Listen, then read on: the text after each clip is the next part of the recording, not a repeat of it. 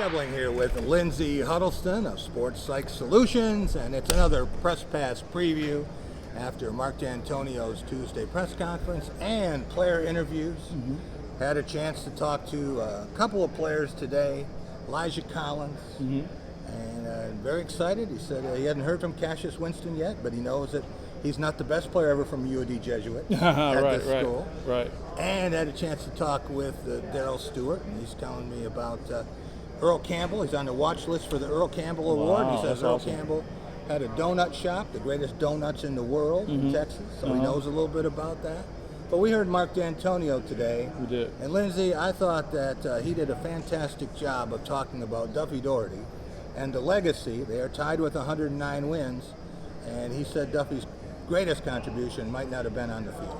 Right. He talked about the historic impact of what he was doing, being one of the first to bring African Americans from the South to the North to play. And when he started listing those names, it really made you say, wow, there's been like a major thing going on beside the great football with those national championships. Yeah, and when they played against Notre Dame in the 1966 game of the century, you have 20 players in the Underground Railroad who had come north to play at Michigan State.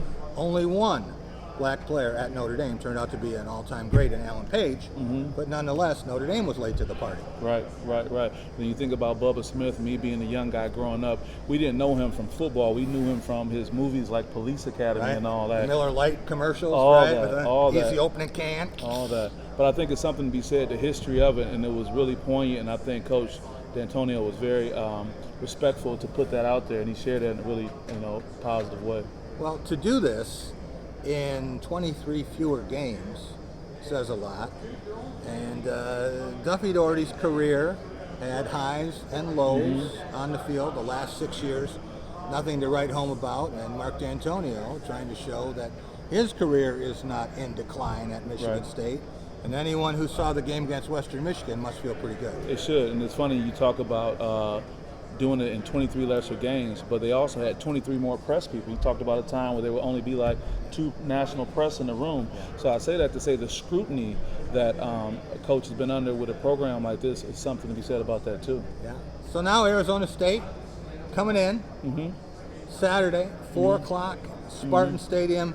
It will be 74 degrees, not 104. Right, that's big. And talk about everyone knows they weren't happy with the way that game went. Not that it was a loss, but it was a loss late in the game. And you hear the players talking about doing the little things right now to make up for that. I think they have the right mindset going forward. That was a game Michigan State should have won, could have won, and then let it slip away on that last snap field goal. At least would have had a chance in overtime. Well, one of the hottest nights I can recall. I remember Graham Couch walking up to the press box because there was a problem with the elevator, and it looked like he just swum a mile. Wow. Well, Graham's a good athlete. He can handle that.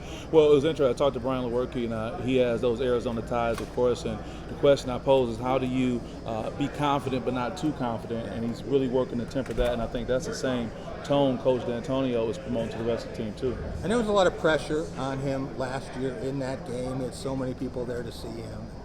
I think now he knows, he's confident of what this offense can do. Just has to do it again. The fact that ASU has 3 freshmen starting on the offensive line, a freshman quarterback. There's some legitimate concern about panic.